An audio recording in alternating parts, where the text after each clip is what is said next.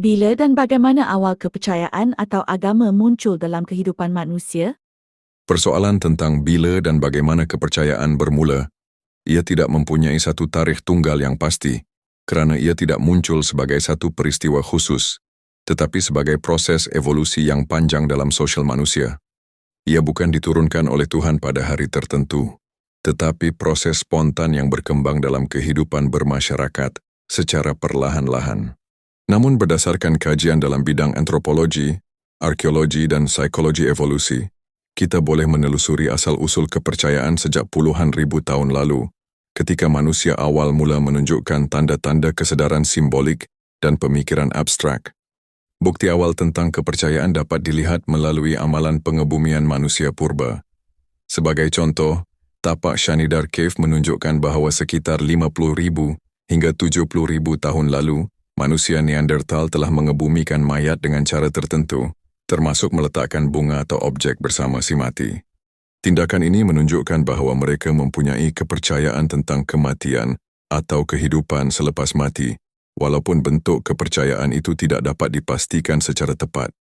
Begitu juga dengan manusia Homo sapiens awal yang meninggalkan lukisan gua seperti di Lascaux Cave, yang menggambarkan haiwan dan simbol tertentu. Lukisan ini sering ditafsirkan sebagai berkaitan dengan ritual, kepercayaan, atau usaha memahami alam. Dari sudut bagaimana kepercayaan bermula, para penyelidik melihatnya sebagai hasil daripada beberapa keupayaan fikiran manusia. Pertama, manusia mempunyai kecenderungan untuk mencari sebab di sebalik setiap kejadian. Fenomena alam seperti petir, kematian, penyakit, dan mimpi menimbulkan persoalan yang sukar dijawab dengan pengetahuan terhad pada masa itu. Dalam keadaan ini, otak manusia cenderung membina penjelasan, termasuk mengaitkan kejadian dengan agen yang tidak kelihatan. Konsep ini sering dibincangkan dalam teori Hyperactive Agency Detection Device, yang menyatakan bahawa manusia lebih selamat jika menganggap sesuatu itu disebabkan oleh agen, walaupun belum pasti, berbanding mengabaikannya. Selain itu, keupayaan berimajinasi dan berbahasa membolehkan manusia berkongsi cerita dan membina naratif bersama. Dari sinilah muncul mitos, simbol, dan akhirnya sistem kepercayaan yang lebih tersusun. Ahli kognitif seperti Pascal Boyer berhujah bahawa kepercayaan berkembang kerana ia sesuai dengan cara otak manusia berfungsi, bukan semestinya kerana ia benar secara objektif. Ia mudah diingat, mudah disebarkan, dan memberi makna kepada pengalaman hidup. Kepercayaan juga mempunyai fungsi sosial. Dalam kumpulan manusia awal, kepercayaan membantu membentuk identiti bersama, mengawal tingkah laku, dan mengurangkan konflik dalaman. Idea tentang ganjaran dan hukuman, sama ada dalam bentuk dunia nyata atau selepas mati, berperanan sebagai mekanisme kawalan sosial sebelum adanya sistem undang-undang formal. Ini selari dengan pandangan ahli sosiologi seperti Emil Durkheim, yang melihat kepercayaan bukan sekadar soal individu, tetapi sebagai alat yang mengikat masyarakat. Secara keseluruhannya, kepercayaan bermula bukan kerana satu sumber tunggal atau wahyu yang dapat dibuktikan secara empiris, tetapi sebagai hasil interaksi antara keperluan kognitif, emosi, dan sosial manusia. Ia berkembang secara berperingkat, daripada tafsiran sederhana terhadap alam kepada sistem kepercayaan yang kompleks dan terstruktur. Bukti arkeologi menunjukkan bahawa akar kepercayaan sudah wujud sejak puluhan ribu tahun lalu, manakala penjelasan saintifik moden menunjukkan bahawa kepercayaan adalah produk semula jadi daripada cara manusia berfikir dan berinteraksi dengan dunia. Bagaimana kepercayaan berkembang dari animisme hingga ke monoteisme?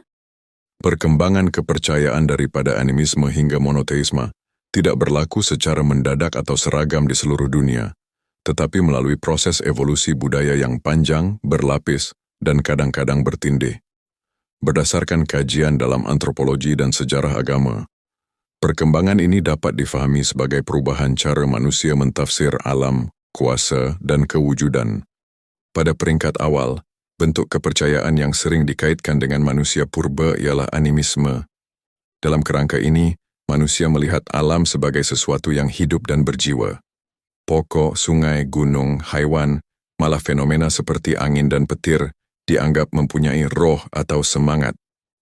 Ini bukan sekadar imajinasi kosong, Tetapi cara awal manusia menjelaskan dunia di sekeliling mereka dengan pengetahuan yang sangat terhad. Bukti tidak langsung boleh dilihat melalui lukisan gua dan amalan ritual awal yang menunjukkan hubungan simbolik antara manusia dan alam.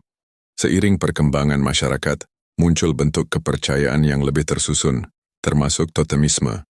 Dalam sistem ini, sesuatu haiwan atau objek dijadikan simbol identiti kumpulan atau suku.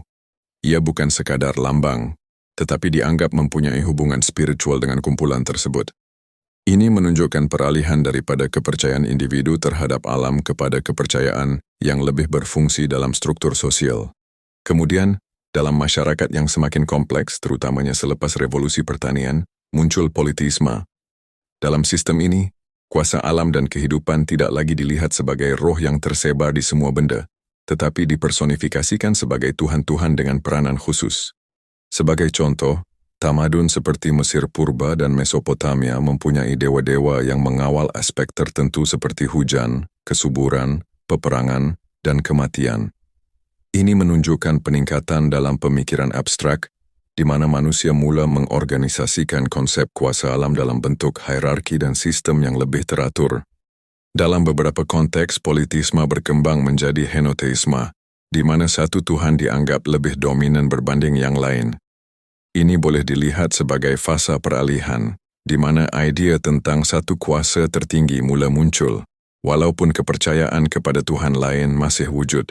Akhirnya, dalam beberapa tradisi, muncul monoteisme, yaitu kepercayaan bahwa hanya ada satu kuasa mutlak yang mengawal seluruh alam. Contoh sejarah termasuk perkembangan kepercayaan dalam tradisi Yahudi yang kemudian mempengaruhi Kristen dan Islam. Dalam monoteisme, konsep kuasa menjadi lebih terpusat, abstrak, dan universal, berbeza dengan politeisme yang lebih bersifat lokal dan khusus. Dari sudut analisis, perkembangan ini bukan semestinya menunjukkan bahawa satu bentuk lebih benar daripada yang lain, tetapi mencerminkan perubahan dalam cara manusia berfikir dan mengurus realiti. Animisme mencerminkan hubungan langsung dengan alam. Politeisme mencerminkan usaha mengatur kompleksiti dunia dalam bentuk sistem, manakala monoteisme mencerminkan kecenderungan kepada penyatuan konsep kuasa menjadi satu prinsip tunggal yang menyeluruh. Namun penting untuk difahami bahawa perkembangan ini tidak linear secara mutlak. Dalam dunia moden sekalipun, unsur animisme masih wujud dalam budaya tertentu, politisme masih diamalkan di banyak tempat, dan monoteisme menjadi dominan dalam masyarakat lain. Ini menunjukkan bahawa kepercayaan bukan sekadar evolusi satu arah, tetapi spektrum yang terus wujud dan berubah mengikut konteks sosial dan pemikiran manusia. Bagaimana pula perkembangan kepercayaan Timur Tengah hingga munculnya agama Islam? Perkembangan kepercayaan di Timur Tengah hingga lahirnya agama Islam perlu difahami sebagai kesinambungan sejarah panjang dan bukan kemunculan yang terpisah daripada konteks sebelumnya. Ia terbentuk melalui interaksi antara tradisi kepercayaan terdahulu, perubahan sosial, serta keadaan budaya dan politik di rantau tertentu, khususnya di Semenanjung Arab. Sebelum kemunculan Islam pada abad ke-7 Masihi, masyarakat Arab berada dalam fasa yang sering dirujuk sebagai zaman jahiliyah, yang sebenarnya menggambarkan kepelbagaian kepercayaan, dan bukannya tidak ada agama. Majoriti masyarakat Arab ketika itu mengamalkan bentuk politeisme dengan penyembahan pelbagai dewa yang dikaitkan dengan suku, tempat, atau fungsi tertentu, misalnya Lata, Uzza, dan Manat. Pusat penting amalan ini ialah Ka'bah, yang pada masa itu menempatkan pelbagai berhala dan menjadi pusat ritual keagamaan serta ekonomi. Namun pada masa yang sama, pengaruh monoteisme telah lama wujud di kawasan tersebut melalui interaksi dengan tamadun jiran. Di utara dan barat Semenanjung Arab terdapat komuniti Yahudi dan Kristen, hasil daripada hubungan perdagangan, migrasi, dan empayar seperti Rom Timur dan Parsi. Selain itu terdapat juga kelompok yang dikenali sebagai Hanif, yaitu golongan yang menolak politeisme dan cenderung kepada kepercayaan kepada satu Tuhan tanpa terikat secara formal kepada Yahudi atau Kristen.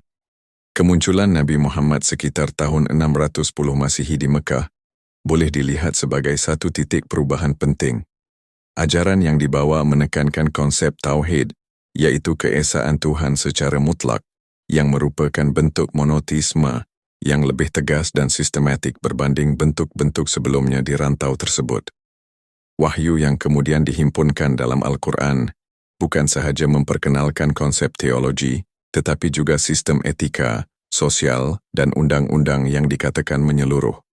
Dari sudut sejarah, Islam tidak muncul dalam vakum, tetapi berinteraksi dengan naratif dan tokoh yang sudah wujud dalam tradisi sebelumnya. Kisah-kisah Nabi seperti Nabi Ibrahim, Nabi Musa, dan Nabi Isa turut menjadi sebahagian daripada struktur kepercayaan Islam, tetapi dengan penafsiran yang tersendiri. Ini menunjukkan kesinambungan naratif keagamaan yang disusun semula dalam kerangka baru. Selain faktor teologi, perkembangan Islam juga dipengaruhi oleh faktor sosial dan politik. Masyarakat Arab ketika itu berpecah kepada pelbagai suku dengan konflik yang berterusan. Ajaran Islam membawa konsep kesatuan ummah yang melangkaui kesukuan dan berasaskan kepercayaan bersama. Selepas penghijrahan ke Madinah pada tahun 622 Masihi, Islam berkembang bukan sahaja sebagai sistem kepercayaan, tetapi juga sebagai asas pembentukan masyarakat dan negara. Dalam tempoh yang relatif singkat, Islam berkembang melampaui semenanjung Arab, sebahagiannya melalui penyebaran dakwah, dan sebahagiannya melalui pengaruh politik dan ketenteraan. Ini menjadikannya salah satu sistem kepercayaan utama dunia, dengan struktur yang lebih tersusun berbanding bentuk kepercayaan awal seperti animisme atau politeisme. Secara keseluruhannya, perkembangan hingga lahirnya Islam mencerminkan satu fasa di mana konsep kepercayaan menjadi semakin tersusun, terpusat, dan menyeluruh.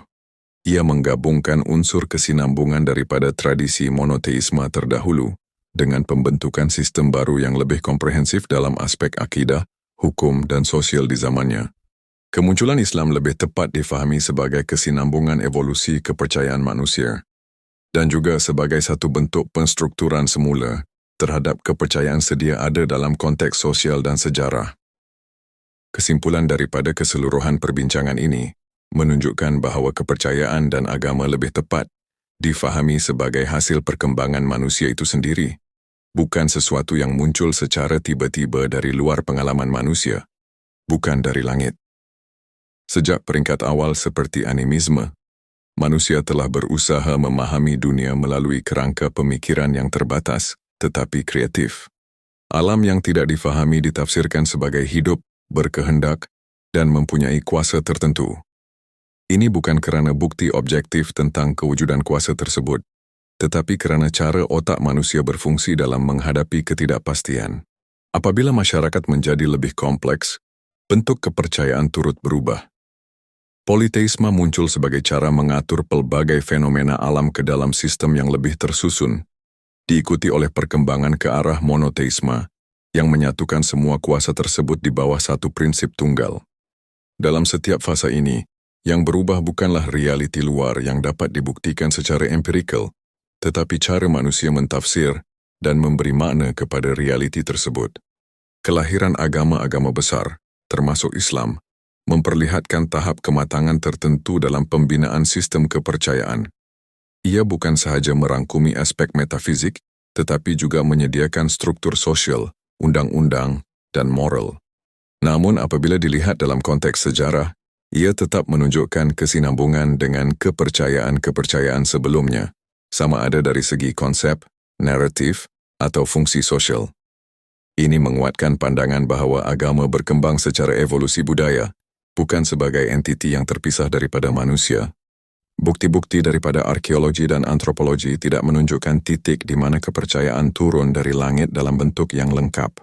Sebaliknya, yang dapat diperhatikan ialah perubahan beransur-ansur dalam simbol, ritual, dan sistem idea, selari dengan perkembangan pemikiran dan sosial manusia. Malah, teori dalam psikologi evolusi menunjukkan bahawa kecenderungan untuk mempercayai sesuatu yang tidak dapat dilihat adalah sebahagian daripada mekanisme semula jadi otak manusia dalam mencari pola dan makna. Dalam erti kata lain, kepercayaan dan agama boleh dilihat sebagai cermin kepada manusia itu sendiri, mencerminkan ketakutan, harapan, keperluan sosial, dan batasan pengetahuan mereka pada setiap zaman. Ia bukan sekadar tentang benar atau tidak benar secara mutlak, tetapi tentang bagaimana manusia membina makna untuk memahami kewujudan mereka. Namun kesimpulan ini juga membuka ruang persoalan yang lebih mendalam. Jika kepercayaan adalah hasil ciptaan dan evolusi manusia, adakah suatu hari nanti manusia mampu menggantikan sistem kepercayaan tersebut dengan sesuatu yang sepenuhnya berasaskan reality empirical, atau kepercayaan dan agama akan sentiasa wujud kerana ia memenuhi keperluan psikologi yang tidak dapat digantikan? Jumpa lagi di lain waktu. Berani berfikir bebas, Sir Moza.